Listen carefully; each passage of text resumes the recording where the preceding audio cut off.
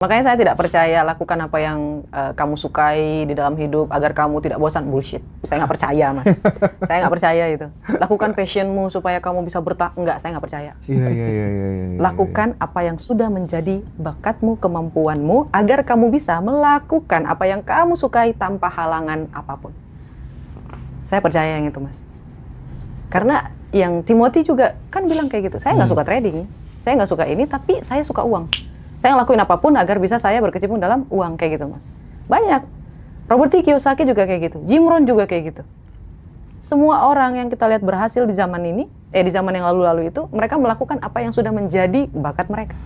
Manusia itu terlahir itu beda-beda. Takaran emosionalnya, Mas. Oke. Kecerdasan itu pun ada 3, bukan? Yang pertama adalah IQ, EQ, dan ESQ. Iya. Ada orang yang memang terlahir dengan kecerdasan spiritual. Ada orang yang terlahir dengan kekuatan emosional luar biasa. Dia pintar bersosialisasi. Kayak gitu. Dan ketika kita memang tidak diciptakan dengan hanya dengan kepintaran, tapi tidak dengan kemampuan sosialisasi, ya tidak masalah kalau kita mengakui dulu.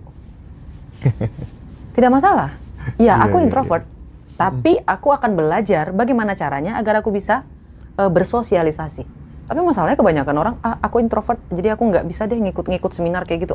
Itu nggak bisa tuh, Mas. Itu membatasi diri malah. Itu membatasi diri. Terakhir saya baca biografinya tuh, Mas, ya, dia mau bunuh diri tuh. Nah, ketika dia mau bunuh diri, dia ngerasa kayak tiba-tiba ada ide gitu loh, Mas. Enak kali ya kalau ayam dikasih ke tepung atau gimana. Serius, Mas. Dia udah mau bunuh diri, terus tiba-tiba kepikiran ide ini, terus dia catat. Dia uji coba, Mas. Iya. Alih-alih dia mau bunuh diri, karena saking penasarannya sama ayam dan tepung. Iya, pikirannya ini gitu loh, Mas. Dia coba. Dia tawarin ke 1000 restoran. Akhirnya diterima di restoran yang ke 1001. Iya. Jadi kalau misalnya bapak-bapak atau ibu-ibu sudah berumur, terus berpikir, aku kan sudah uzur ya, ngapain lagi mikirin dunia. Kita kan nggak cuma mikirin dunia ya. Kan kelas ini kan tujuannya untuk bikin kita bahagia, punya teman, punya pemikiran yang lebih baik. Kita udah nggak fokus. Kalau misalnya bapak ibu tidak fokus kepada harta benda apa segala macam, ya tidak masalah. Kita fokus untuk berteman, bersosialisasi, membagi ilmu, kayak gitu loh, Mas Hendra. Iya. Seorang ibu ini merasa kelelahan merawat anak. Nah, justru pada saat dia bilang, ya Allah, aku lemah. Itu justru si ibu tuh menemukan sebuah kekuatan yang baru gitu. Pada saat mengakui tadi gitu. Iya. Nah, apa yang bisa kita ambil? Moral story dari cerita singkat ini apa kira-kira? Ini baby blues ya, Mas ya. Masya Allah. Aku karena belum melahirkan ya, Mas ya. Aku nggak akan menjadi orang yang menggurui ya, Mas ya. Karena aku tidak merasakan apa yang ibu itu rasakan. Tapi ketika dia mengakui, di situ dia mendapatkan kekuatan, Mas. Jadi Allah itu bakalan memberikan jalan keluar bagi siapapun yang mengakui atau meminta jalan keluar. Mengakui kelemahannya, dikasih jalan keluar. Dikasih kekuatan. Dikasih kesabaran. Jadi ibaratnya kayak dia ngeluarin energi negatifnya, diisi dengan energi positif. Dia mengakui, kan tenang, Mas. Dikeluarin, outputnya ada. Dan dia udah ikhlas, Mas. Oke. Ini ibarat kayak langkah untuk mencintai diri sendiri, menerima diri. Menerima diri dari A sampai Z. Itulah kenapa orang luar negeri, mereka jauh lebih sukses cepat daripada kebanyakan kita. Kenapa? Karena mereka itu terfokusnya cepat, kayak gitu loh, Mas. Kayak orang Korea, orang Cina, mereka itu sudah terarah semua. Kamu harus ngapain, kamu mau ngambil apa, kamu mau apa, titiknya udah pas. Nah, setelah mereka selesai, berhasil, udah dapat kerjaan, udah dapat ini, mereka mengganti profesi mereka. Ibaratnya udah secure dulu. Tapi masalahnya kebanyakan masyarakat Indonesia tuh enggak, Mas. Dan termasuk saya. Akhirnya apa? Terbuang. Sia-sia nggak karoma? Enggak. Kan ada untung dan untung banget. Iya, untung dan untung banget. Iya. Cuman kerugiannya apa? Di masalah waktu. Waktu udah nggak bisa dibeli. Mau sekaya apapun manusia nggak bisa beli waktu. Kita juga harus belajar dari orang yang gagal, Mas. Karena orang yang gagal ini akan memberitahu di mana dia gagal. Dan orang-orang yang gagal ini memang ditakdirkan untuk menjadi seorang pelatih. Dan ada itu, Mas, ceritanya tuh, bukunya tuh, di mana pelatih yang gagal ini mencetuskan sampai 100 pemenang atlet. Sedangkan orang yang menang Olimpiade ini hanya bisa mencetuskan 30 orang pemenang dalam Olimpiade. Berarti kegagalan itu nggak selalu menjadi guru yang buruk. Itu untuk fisik ya, Mas ya. Kita kan memang melakukan LOE, tapi kita juga butuh yang namanya strategi. Nah, Kita butuh yang namanya strategi. Karena teman-teman. hasil itu kan teknis plus non teknis gitu. Betul, kan Nah. pikiran, perasaan, dan tindakan. Tindakan. Tindakan yang tadi saya sebutkan adalah persiapan, strategi. Nah, pikiran ini kita harus fokus untuk menang, untuk kita. Terkadang kan orang mau menang hanya gara-gara mau validasi dari orang lain, Mas. Iya. Ini akan memberatkan dia. Dia harus melakukan yang terbaik. Kalau orang ingin menang, dia harus melakukan yang terbaik. Bukan saya harus menang karena saya ingin menang. Enggak. Kamu harus melakukan yang terbaik supaya kamu menang. Kamu ingin menang ya kamu melakukan yang terbaik. Jadi di situ-situ aja gitu loh, Mas. Tidak ada orang lain di situ. Kita nggak bisa jadi raja di hidup orang lain. Terus perasaannya itu harus dijaga. Terkadang kan kalau ngomong sama orang yang sudah menang berkali-kali dalam olimpiade gitu, Mas. Itu kan jadi apa ya, tekanan bagi salah satu atletnya. Iya. Serius, Mas? Bener. Betul. Ngomong terlalu mendengarkan mereka untuk menuntut, kayak tuntutan dari orang tua, tuntutan dari pelatih, tuntutan dari ini, dari sponsor, dari segala macam, itu bikin dia jadi kayak stres gitu loh, Mas. Dan kamu harus punya ciri khas kamu sendiri, harus jadi orang yang unik, agar ini bisa tertutup dan tidak masuk ke dalam kepala kamu. Iya. Ini usaha lagi bener-bener bangkrut, dek ke bawah gitu. Pertama kali yang dilakukan tuh apa? Supaya nggak kehilangan harapan dan bunuh diri. Oh my God, ini pertanyaan dalam banget ya, Mas ya. Ngeri. Let me think about it. Kalau saya lempar ke diri saya, segalanya, saya udah punya peta printnya, Mas. Oke.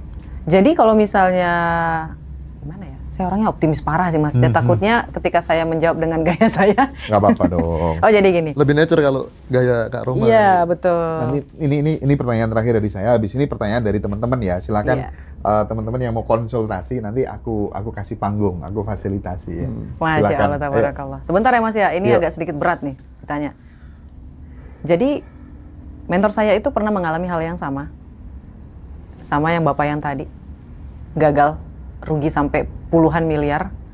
Terus yang beliau lakukan pertama kali adalah merenungi diri dulu. Menerima diri dulu. Menerima diri, mengakui kesalahan dulu. Benar-benar direnungkan, dituangkan rasa sedihnya. Biar nggak penuh sampai ke ujung kepala, ke ubun-ubun. Itu dituangkan benar-benar dalam waktu yang sunyi gitu loh, Mas. Lalu setelahnya adalah pertanyaan, apakah aku selamanya ada di titik ini? Oh. Ini hanya fase. Ya, Kalau ya, aku ya, sampai kehilangan sampai puluhan miliar kayak gini, berarti Allah mau kasih aku ratusan bahkan sampai triliun. Itu harus diafirmasi terus, Mas. Karena Allah itu sesuai dengan prasangka hambanya. Itu yang nomor 2. Yang pertama menerima, mengakui. Yang kedua adalah mulai melakukan pengisian ulang. Kan udah kosong nih, Mas. Diisi ulang dengan pikiran itu. Ini pasti akan ada jalannya. Dan ketika kita yang nomor 3, melakukan usaha lagi. Kita ya lego aja. Kalau ini gagal lagi, ya coba lagi. Ini memang sangat-sangat generalisasi ya, Mas ya. Karena dari si bosnya juga itu, mentor saya ini, ketika dia mencoba melakukan sesuatu itu, menghindari permasalahan yang udah pernah dia lakukan. Jadi kayak di rundown. Oh, nomor 3 di rundown, Mas. Kemarin itu kesalahannya bisa bangkrut itu karena apa? Pertama tadi menerima, kedua setelahnya itu diisi ulang kepalanya untuk diperbaiki mentalnya. Yang ketiga di rundown, dikoreksi. Kemarin itu kesalahannya kenapa? Agar tidak melakukan kesalahan yang sama. Kayak gitu, Mas. Dan yang keempat, itu coba lagi. Memang nggak gampang, Mas. Iya. Tapi masalahnya, orang-orang yang mengalami pilot kayak gini, memang sudah dijanjiin sama Allah yang jauh lebih luar biasa. Iya. Rata-rata orang yang udah jatuh ke bawah, nggak ada jalan, mau ke atas, Mas, itu naiknya sampai astagfirullah.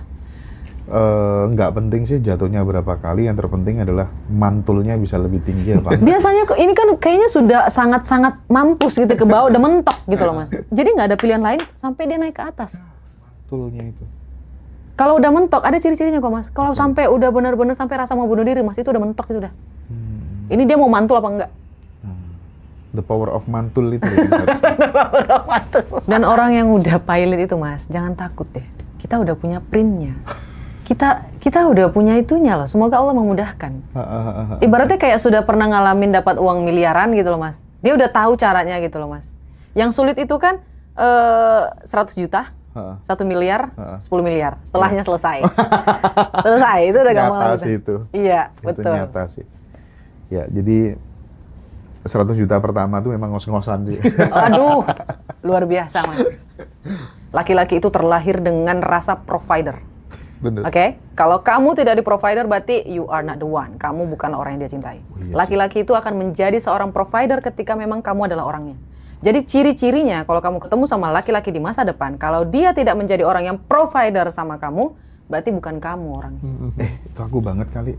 Aku kalau mencintai seseorang, aku nggak mau dia dibahagiakan siapa-siapa gitu. Emang dari situ, ngaku nggak Mas? Nih, yang cowok-cowok, kalau memang dia suka, dia akan melakukan apapun. Iya, iya, iya, Apapun, se-provider itu laki-laki itu loh sebenarnya. Tapi kalau misalnya dia sampai jadi makondo sama kamu, berarti memang kamu bukan, you are not the one. Itu satu, ya ini diingat, oke? Yang kedua, mengikhlaskan uangnya. Ya sudah, kan kamu orang kaya. Afirmasi lagi. Afirmasi lagi. Biasanya orang yang meminta, yang tangannya di bawah jauh lebih sedikit daripada orang yang di atas. Kayak gitu. Nggak apa-apa, ikhlasin aja semuanya. Nanti Allah ganti berkali-kali lipat. Oke. Sampaikan. Tapi kalau kamu bilang yang terbaik, kamu harus merubah diri dulu. Oke. Biar kamu bertemunya dengan orang yang baik. Cintai diri kamu, agar kamu bertemu dengan orang yang mencintai kamu. Wah, keren. Ya, siapkan wadahnya dulu, pantaskan dulu dirinya gitu ya, teman-teman ya. Itu satu rumus, Mas. Orang yang tidak mencintai Iya sih. dirinya, ya Mas ya, yang tidak menghargai dirinya, akan datang orang-orang yang tadi kayak Makondo tadi. Serius, dia tidak mencintai dirinya sendiri. Misal nih, ya Mas ya, alhamdulillah aku nggak pernah ketemu sama Makondo, Mas. Alhamdulillah belum pernah ketemu sama Makondo. Padahal aku tomboy loh, Mas. Iya, Kalau iya. bisa dilihat aku nggak terlalu gemulai gitu loh, Mas. Tapi kalau misalnya selama ini aku bertemu dengan laki-laki, semuanya laki-lakinya itu provider semua. Oke. Karena aku nggak mau gitu loh, Mas. Iya, iya, iya. Kalau kamu cinta sama aku, ya buktikan.